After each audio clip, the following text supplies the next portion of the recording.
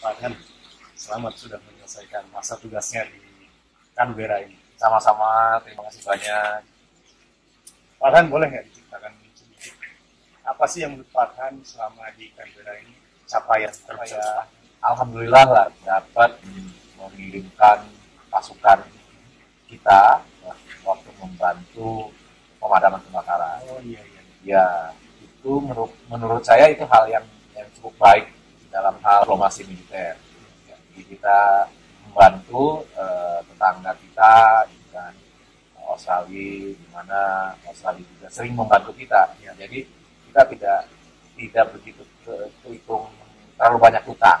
Kan? Jadi ya, menurut saya itu hal yang merasa bukan punya gawe lah, cuman saya merasa bukan berhasil juga, merasa ini memang kepentingan kita untuk dari sisi diplomasi gitu ya.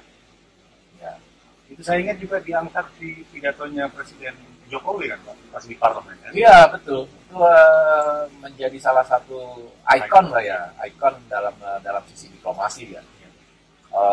Di beberapa kesempatan memang sering disebut. Oh, ya. Kemarin waktu ada 2+2 juga disebut lagi bahwa dan selama ini kelihatannya kita baru terhitung tuh baru 2 kali memberikan bantuan kan kepada Australia yang sifatnya bantuan bencana ini. Dulu waktu pertama kali itu tahun 70-an kan di siklon di Darwin, dan baru ini lagi gitu. Jadi cukup ada poinnya lah, ada poinnya ya. Kalau dihitung kan 1-2 gitu kan. Saya juga ingat ada foto Pak Han sempat mengunjungi mereka ya di Blue Mountain gitu. Ya, memang awalnya sih kita dialokasikan waktu itu di wilayah Eden. Kalau kita kenal mungkin waktu saya kecil itu ada film di Eden. Oh iya, di situ ya. Eden, gitu. Awalnya kita survei ke daerah situ, ke daerah Eden. Cuman karena kesulitan untuk dukungan logistik ya, terutama untuk penginapan, untuk personil, karena kita cukup lumayan banyak kan, sekitar 30 lebih ya personil yang datang itu.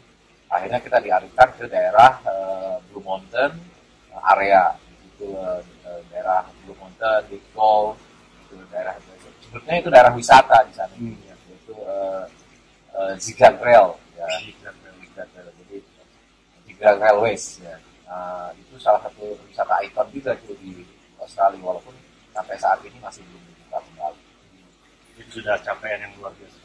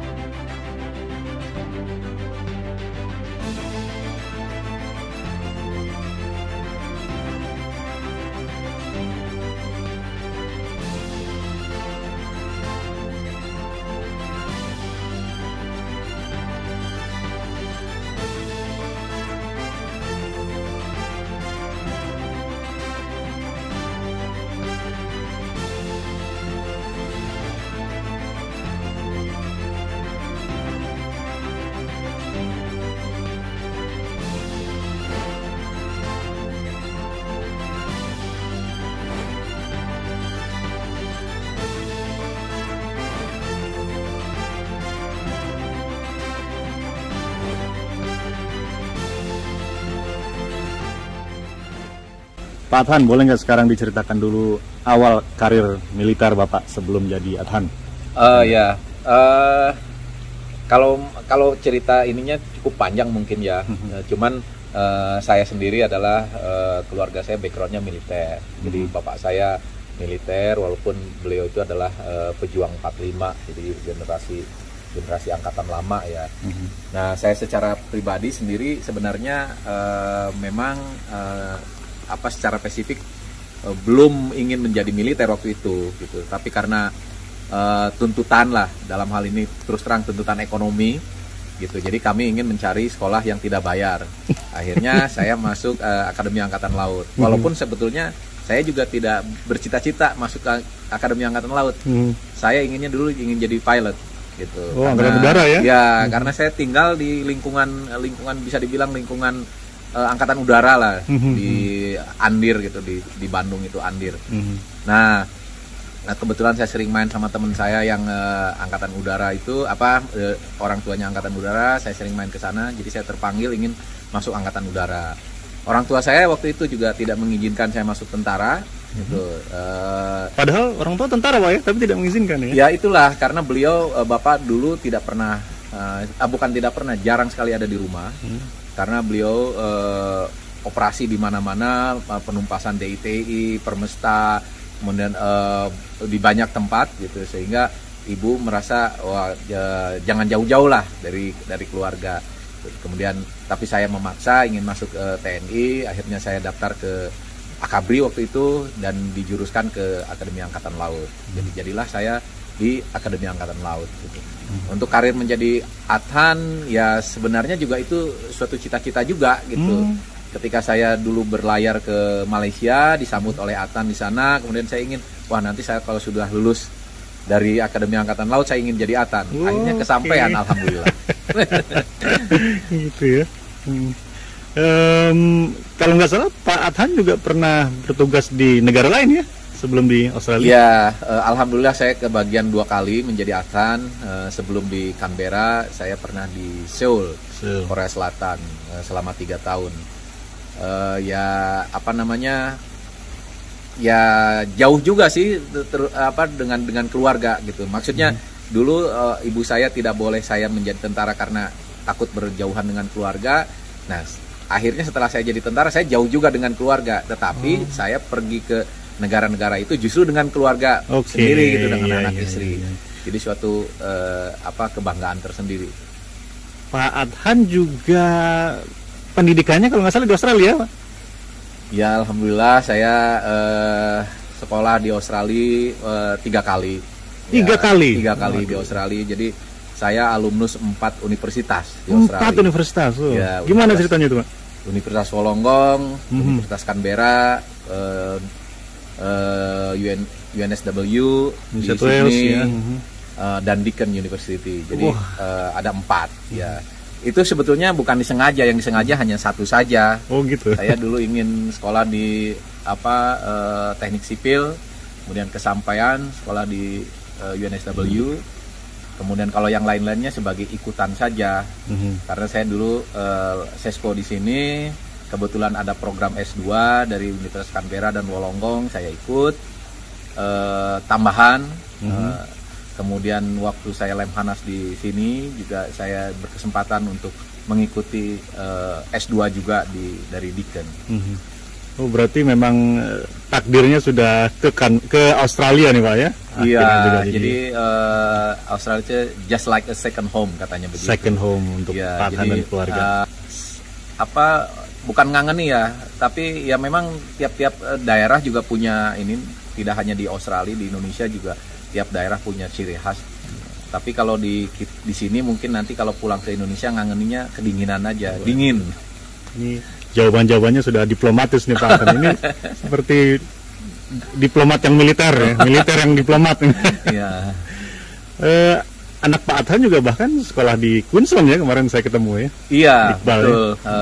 Iqbal anak saya yang pertama, kebetulan dulu SD juga di sini, kemudian kemarin sempat sebentar SMA di sini, kemudian pulang ke Indonesia meneruskan SMA dan kebetulan dapat sekolah di UI double degree dan kerjasamanya dengan Australia, sehingga untuk second degree-nya dia di Australia. Sebenarnya pilihannya tidak hanya di Brisbane, dia ada di Monash, kemudian di Melbourne Uni, Dan mungkin di Brisbane dia ingin agak sedikit hangat saja. Ya. Misalnya dekat pantai lah. Nah, dekat pantai gitu. Pak Haddad, nanti kita sambung lagi, kita mau Jumatan dulu. Baik, terima kasih. Dengan menggunakan kendaraan tempur mekanis, kedua pasukan antar negara ini menurunkan tang-tang yang menjadi andalan keduanya. Dari TNI Angkatan Darat, pasukan Brigade Infanteri 0602 Kostrad ini menurunkan tang M113. Sedangkan tentara Australia menurunkan tang jenis BSHS Master. Kedua kendaraan tempur ini pun berpadu menembus semua medan latihan tempur, berbukit dan berdebu untuk sebuah visi penyerangan yang terpadu. Fokus latihan kedua negara ini adalah mengedepankan manuver alat tempur dan serangan mekanis.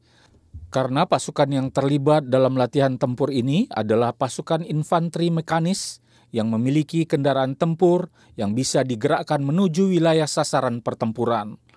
Latihan bersama bersandi Wirajaya Ausindo dilakukan TNI AD bersama Angkatan Darat Australia untuk ke-8 kalinya.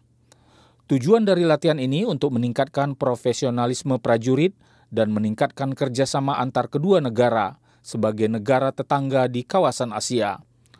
Latihan ini berlangsung sejak 13 November hingga 21 November mendatang.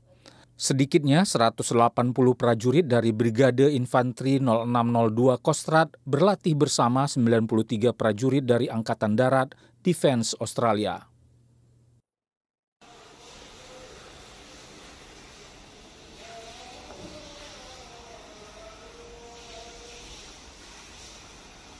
Kegiatan ini ada beberapa jenis latihan yang akan diperagakan para penerbang pesawat tempur Indonesia dan Australia. Salah satunya yakni simulasi pertempuran di atas udara di wilayah Sulawesi Utara. Latihan ini, saudara, diikuti sebanyak 180 personil dari dua negara. Latihan ini juga bertujuan untuk meningkatkan kemampuan penerbang dan kemampuan efisiensi dalam operasi udara taktis, serta dapat menjadi sarana untuk memperlancar penerbang dalam operasi gabungan, serta memperkuat persahabatan dan hubungan bilateral Indonesia dan Australia. Latihan tempur ini akan berlangsung dari tanggal 16 hingga 27 September 2019 di Provinsi Sulawesi Utara. Lapor perwakilan penyematan tanda latihan. Siap. Ngobrol lagi, Pak Han. Pak Han kan tadi cerita sering pindah-pindah ke beberapa negara ya. Pasti kan ada masa-masa long distance sama keluarga. Ada nggak sih tips-tips agar keluarga tetap harmonis? Menurut saya ya keep kontak yang instan lah, ya itu mungkin yang untuk tetap kita biar bisa berhubungan dengan ini ya. Jadi tidak melupakan keluarga gitu. Itu yang paling penting menurut saya. Jadi kalau ketika saya jauh dari keluarga itu paling tidak sehari sekali minimal saya telepon anak saya satu-satu, saya ngobrol gitu ya. Kalau sekarang sudah enak lah ada pakai bisa video call. Zaman-zaman dulu waktu saya di sini, istri saya belum ke sini, itu bela-belain atau beli kartu itu dulu, kartu telepon itu loh, kartu yang dibolong-bolongin. Yang dibolong-bolongin. Tapi kalau di sini yang pakai telepon internet itu loh, $10 bisa untuk berapa 30 jam kalau nggak salah. Ya itulah mungkin komunikasi yang perlu dibangun itu. Terus anak sekarang kan, apalagi kalau udah mulai teenager kan nggak mau deket tuh sama orang tua. Dan katanya tuh keluarga Indonesia tuh kurang sentuhan-sentuhan fisik. Pak Adhan nih ke anak-anak gimana biar tetap akrab? Kalau saya alhamdulillah ketiga anak saya itu dekat dengan saya. Dekat dengan saya. Bahkan sekarang yang besar pun yang sudah kuliah kalau pergi maunya dengan saya. Gitu. Sebenarnya pendekatan itu kita mungkin ini ya, kita melihat keinginan anak tuh apa gitu. Tapi itu juga bukan berarti harus di-loss ya, maunya apa dituruti, bukan. Tapi kita mungkin bernegosiasi dengan dia, kita berusaha menyesuaikan dunianya dengan dunia mereka. Tapi kita juga tidak terbawa oleh dunianya mereka, artinya mereka ingin itu dikasih, tidak gitu. Tetapi kita harus gimana ya, terlalu keras juga susah juga. Saya bapak saya tentara, keras sekali gitu, mendidik saya tuh cukup keras gitu. Tapi saya tidak ingin menerapkan seperti itu gitu. Jadi saya justru akhirnya dekat dengan ibu kan, karena bapak merasa bapak saya itu galak gitu kan, keras. Nah, sehingga saya didisiplinkan oleh bapak seperti itu. Saya ingin cara lain nih, sering ngajak anak, misalnya anak senang apa gitu, senang main di tempat area game gitu ya, kita datang gitu, kita coba ikut terlibat dengan mereka gitu kan, supaya mereka juga tidak terlalu lost control gitu. Ya. Ini pertanyaan yang sensitif lagi Pak. Biasanya kalau kita dekat dengan anak-anak, apalagi Pak Atan 3 tadi Pak? Iya 3. Itu biasanya ada yang cemburu Pak, istri kita. Ya itu memang betul. Gimana tuh Pak? Memang betul, istri saya kadang-kadang juga suka marah. Itu kalau disuruh sama bunda, ini suka nggak mau. Sama ayahnya, wah pasti itu langsung terbirit-birit lagi katanya ayah. Memang demikian gitu. Saya juga dengan istri kadang-kadang bukan berbeda pendapat, tapi berbeda pendekatan bagaimana ke anak itu gitu. Dan itu mungkin karena saya merasa waktu nikah itu saya terlambat. Ya, saya nikah di usia 33. Jadi bagi orang Indonesia itu cukup terlambat. Jadi saya dari mes ke mes gitu hidupnya. Nah, oleh karena itu saya mengalami beberapa pengalaman gitu kan. Bagaimana sih supaya kita ini mendidik anak supaya tidak terlalu jauh dengan anak, apalagi saya bisa dibilang terlambat nikah, terlambat punya keluarga. Jadi saya ingin sekali punya keluarga itu terus skip gitu loh, dekat sekali gitu. Kalau di drama-drama Korea sih enggak Pak, 30-an ke atas katanya. Nah, betul. Mungkin karena bapak bukan SEO. Betul. Di kita, kebetulan di TNI ya, khususnya di Angkatan Laut, itu begitu kita lulus dari Akademi Angkatan Laut, kita membuat piala. Jadi nanti yang nikah siapa gitu, nanti dikasihkan pialanya, nanti jadi piala bergilir. Nah, orang-orang tuh menghindari sebagai pemegang piala terakhir. Nah, piala tetap yang paling terakhir itu memegang piala tetap. Orang-orang tuh menghindari gitu. Jadi cepet-cepet nikah. Ada itu Pak Teguh. Pak Teguh Francis Bapak. Pak Teguh itu paling terakhir di angkatan saya, sudah pangkat letkol baru nikah. Nah, itu yang penting bukan bapak ya. Nah, yang penting bukan saya gitu. Ya Pak, apa Pak mau cerita apa Pak yang seru-seru? Ya mungkin saya ingin ini aja, karena saya di KBRI Canberra ini sebagai atas pertahanan ya, saya merasa hubungan kita dengan Australia itu memang semakin lama Australia itu dalam posisi sangat dibutuhkan Indonesia itu sangat dibutuhkan oleh Australia gitu ya. Memang kalau menurut mereka karena letak kita yang letak geografis kita yang sangat strategis, tapi juga mungkin posisi kita yang memang netral ke banyak pihak gitu, sehingga keberpihakan kita itu juga menjadi nilai plus lah buat Australia gitu. Terus yang kedua, hubungan militer itu relatif tidak terganggu oleh situasi politik gitu ya. Situasi politik boleh memanas, tetapi hubungan militer itu biasanya tetap erat gitu. Paling tidak pimpinan-pimpinan ini saling komunikasi. Nah, itu mungkin tidak mudah ya untuk menciptakan hubungan, khususnya untuk menciptakan hubungan yang erat antara dua bangsa, karena saling pengertian dalam arti bukan saja orang Indonesia harus memahami kultur orang Australia, tapi sebaliknya orang Australia pun harus memahami kulturnya orang Indonesia. Jadi harus jangan mentang-mentang orang Indonesia ke Australia terus orang Australia kamu harus tahu kultur di sini, tapi sebaliknya orang Australia pun harus tahu kultur Indonesia. Nah, kalau di militer itu banyak hal yang banyak kesamaannya, gitu kan, seperti penghormatan, hierarki, kemudian ya disiplin, tradisi, itu banyak hal-hal yang bisa mempererat, menyatukan antar militer-militer di banyak negara. Gitu. Jadi karena dia terikat oleh institusi. Nah, berbeda kalau dengan kita antar bangsa, khususnya untuk people to people contact itu, ya itu yang sangat menurut saya menjadi kunci hubungan ini antar bangsa. Iya. Sudah ada mekanisme untuk latihan bersama, Bu? Indonesia bersama Australia tengah menggelar latihan bersama dengan Sandi New Horizon 2021. Berlokasi di Surabaya, Laut Jawa, dan Laut Bali. Latihan yang rutin digelar 2 tahun sekali ini menguji manuver lapangan dan kemampuan kapal perang, mulai dari formasi sampai peran pembekalan di laut.